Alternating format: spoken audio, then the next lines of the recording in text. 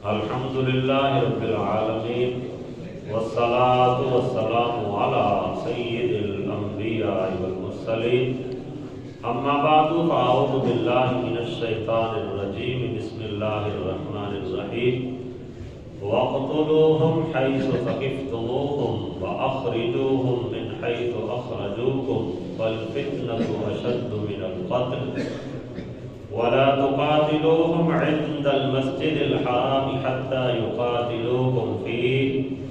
فإن قاتلوكم فاقتلوهم كذلك جزاء الكافرين فإن انتهوا فإن الله غفور رحيم صدق اللہ العظیم۔ احباب دی وقار، آج ہمیں سورہ بقرہ کی آیت نمبر 191 اور آیت نمبر 192 تلاوت کرنے کی سعادت حاصل ہو رہی ہے۔ ان دو آیات میں بھی خالق ارض و سماوات نے جہاد کے متعلق حکم ارشاد فرمایا۔ جیسا کہ کل ہم بات کر رہے تھے جہاد کے حوالے سے پچھلی آیت کی تفسیر میں، کہ اس میں بھی اللہ جل شانہ نے مسلمانوں کو کفار کے ساتھ جہاد کرنے کی اجازت دی۔ تو یہ جو اگلی دو آیات ہیں، اس کے بعد مزید ایک دو آیات جہاد کی اہمیت اور جہاد کے احکامات کے متعلق ہے۔ تو اللہ جل شانہ نے ارشاد فرمایا وَاقْتُلُوهُمْ حَيْثُ ثَقِفْتُمُوهُمْ، اور تم ان کافروں کو قتل کرو جہاں تم انہیں پاؤ، وَأَخْرِجُوهُمْ مِنْ حَيْثُ أَخْرَجُوكُمْ، اور ان کو نکالو جہاں سے انہوں نے تمہیں نکالا، وَالْفِتْنَةُ أَشَدُّ مِنَ الْقَتْلِ، اور فرمایا فتنہ یہ قتل سے بھی زیادہ بری چیز ہے۔ تو یہاں پہ مطلقاً کفار کے ساتھ قتال کرنے کا حکم ارشاد فرما دیا۔ اس کی تفسیر کے اندر مفسرین کرام نے کچھ اس انداز سے بھی گفتگو فرمائی ہے کہ بعض اوقات کچھ لوگ اعتراض کرتے ہیں کہ مسلمانوں کو تو نعوذ باللہ من ذالک ظلم و تشدد کا اور قتل و غارت کا حکم دیا گیا، اور انہیں کہا گیا کہ تم کافروں کو جہاں بھی پاؤ تو انہیں قتل کر دو۔ تو یہ مطلقاً حکم نہیں ہے۔ جیسے ہم پچھلی آیت کی تفسیر میں پڑھتے آئے ہیں، اس میں حکم ہوا کہ جو کفار تمہارے ساتھ زیادتی کرتے ہیں تم ان کے ساتھ زیادتی کرو، اور جو پرامن رہتے ہیں نبی علیہ الصلوۃ والسلام نے اپنی زندگی میں مدینہ طیبہ کے اندر لوگوں کو رہنے کی اجازت دی، جو حدود و قیود کے ساتھ عہد و پیمان کے ساتھ امن و امان کے ساتھ اسلامی سلطنت کے اندر رہنا چاہیں، شریعت نے اسے اجازت دی ہے۔ یہ جو حکم ہے وَاقْتُلُوهُمْ حَيْثُ ثَقِفْتُمُوهُمْ، اور تم انہیں کافروں کو قتل کرو جہاں تم انہیں پاؤ، یہ مطلقاً نہیں ہے کہ جہاں بھی کافر نظر آئے تو اسے پیر مار دو، اسے قتل کر دو، نہیں۔ اس کے بارے میں مفسرین کرام نے بیان فرمایا، اس سے مراد یہ ہے کہ جب میدان جنگ کے اندر وہ تمہارے ساتھ لڑنے کے لیے آئے ہوئے ہوں، تو جب تمہارے ساتھ لڑنے کے لیے آئے ہوئے ہوں تو پھر تم انہیں جہاں بھی پاؤ یا جہاں بھی وہ تمہارے ساتھ جنگ کریں پھر تم انہیں قتل کر سکتے ہو۔ اور اسی طرح چونکہ پہلے کافروں نے مسلمانوں کو بہت زیادہ تنگ کیا اور انہیں مکہ سے نکلنے پر ہجرت کرنے پر مجبور کر دیا، پھر جب رب تعالیٰ نے اسلام کو قوت عطا فرمائی، اسلام کو طاقت عطا فرمائی، اور مسلمان دن بدن بڑھتے چلے گئے، ان کی قوت بڑھتی چلی گئی، اور جب مکہ فتح ہوا تو رب تعالیٰ کی طرف سے پھر مومنوں کو یہ بھی اذن آ گیا کہ وَأَخْرِجُوهُمْ مِنْ حَيْثُ أَخْرَجُوكُمْ،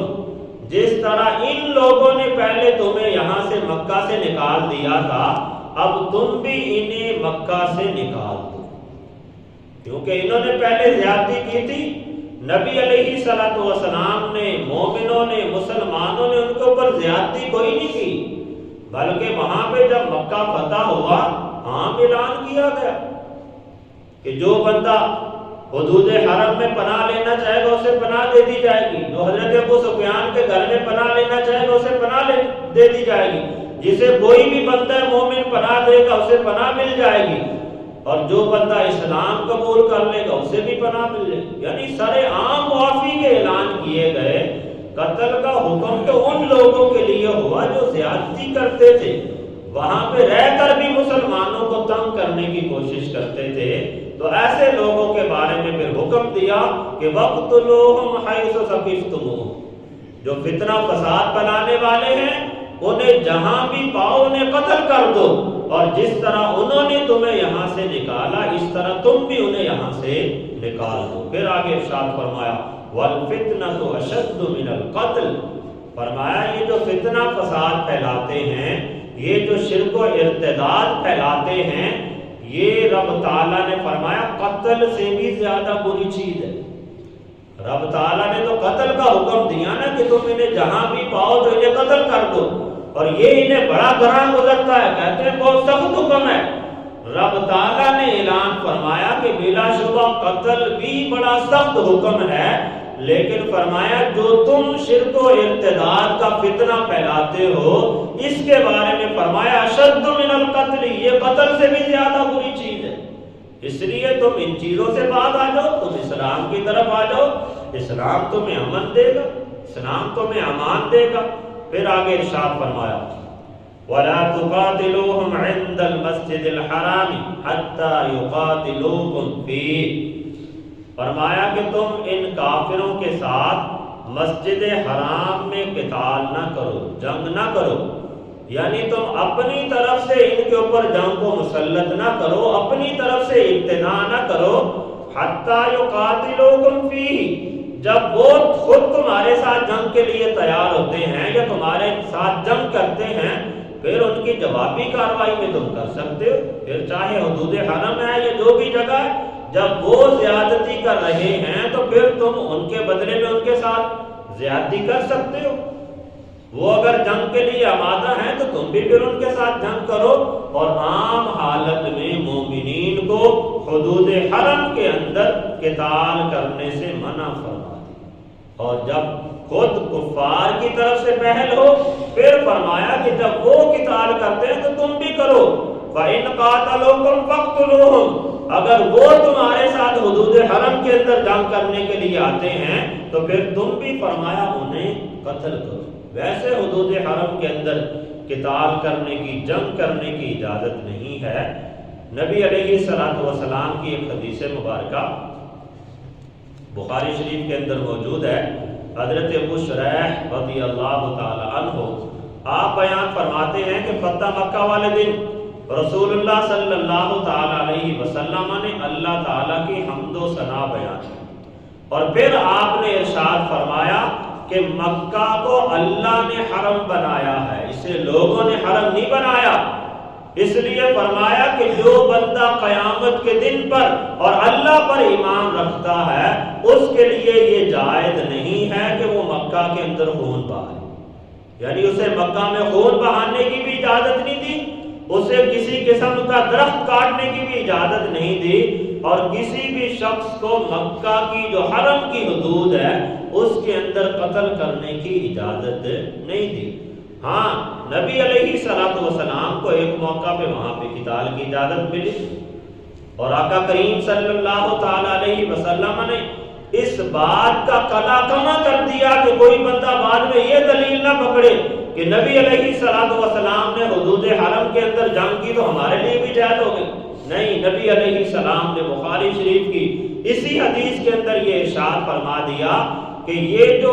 حرم کی جگہ ہے یہ فرمایا میرے لیے بھی حرم ہے، اور مجھ سے پہلے جتنے انبیاء کرام آئے ان تمام کے لیے یہ حرم رہی، یہاں پہ قتال کرنے کی کسی کو اجازت نہیں تھی، اور نبی علیہ السلام نے فرمایا کہ میرے لیے بھی یہ حرم ہے، مجھے دن کے ایک وقت میں 1 ساعت کے لیے یہاں پہ جنگ کرنے کی اجازت دی گئی، اور فرمایا کہ بعد میں اب پھر یہ میرے لیے بھی حرم بن گئی، اور قیامت تک کے لیے تمام مومنوں کے لیے یہ جگہ حرم رہی، یعنی یہاں پہ قتل و غارت کرنے کی جنگ و جدال کرنے کی کسی بھی بندے کو اجازت نہیں ہے۔ تو اس وجہ سے رب تعالیٰ نے یہاں پہ بیان فرمایا ہے کہ وَلَا تُقَاتِلُوهُمْ عِنْدَ الْمَسْجِدِ الْحَرَامِ حَتَّى يُقَاتِلُوكُمْ، کہ جب تک کفار تمہارے ساتھ مسجد حرام کی حدود میں جنگ نہ کریں، تم بھی فرمایا ان کے ساتھ کسی قسم کی جنگ نہ کرو، لیکن جب وہ جنگ کرتے ہیں فَإِنْ قَاتَلُوكُمْ فَاقْتُلُوهُمْ، اگر وہ تمہارے ساتھ وہاں پہ جنگ کرتے ہیں تو پھر تم بھی انہیں قتل کرو۔ كَذَلِكَ جَزَاءُ الْكَافِرِينَ، فرمایا کہ کافروں کی یہی سزا، یہی جزا ہے کہ جب وہ تمہارے ساتھ زیادتی کرتے ہیں تو اب تمہیں بھی اجازت ہے کہ تم بھی جہاں انہیں پاؤ تو پھر انہیں اڑا دو۔ پھر آگے ارشاد فرمایا فَإِنِ انتَهَوْا فَإِنَّ اللَّهَ غَفُورٌ رَحِيمٌ، پھر اگر وہ کفر سے باز آ جائیں تو بے شک اللہ تعالیٰ بہت بخشنے والا اور بڑا مہربان ہے۔ یعنی جب تک وہ کفر پہ قائم رہیں، فتنہ فساد پھیلانے کی کوشش کریں، اس وقت تک تو مومنوں کو اجازت ہے کہ تم ان کے ساتھ قتال کر سکتے ہو، جہاد کر سکتے ہو، لیکن فرمایا فَإِنِ انتَهَوْا، اگر وہ قتل و غارت سے باز آ جائیں، وہ اللہ کی طرف مائل ہو جائیں، اسلام کی طرف آ جائیں، پھر فرمایا فَإِنَّ اللَّهَ غَفُورٌ رَحِيمٌ، اللہ بڑا بخشنے والا مہربان ہے۔ ان کے دنیا کے جتنے بھی سیاہ کرتوت تھے، رب تعالیٰ قادر کریم ہے، ایک لمحے میں سب کچھ معاف فرما دے گا، انہیں اس طرح سے پاک اور صاف فرما دے گا جیسے آج ہی ماں کے پیٹ سے پیدا ہوئے۔ لہذا جب وہ کفر و ارتداد سے توبہ کر لیں، اللہ کی بارگاہ میں رجوع کر لیں، تو پھر چونکہ اللہ غفور الرحیم ہے، اللہ نے انہیں معاف فرما دیا، تو اب تمہیں بھی ان کو قتل کرنے کی اجازت نہیں۔ تو یہاں پہ سارے جہاد کے احکامات بیان کیے۔ اللہ تعالیٰ کی بارگاہ میں دعا ہے کہ رب تعالیٰ ہم سب کو قرآن و سنت کا صحیح فہم عطا فرمائے اور اسی کے مطابق اپنی زندگیاں بسر کرنے کی توفیق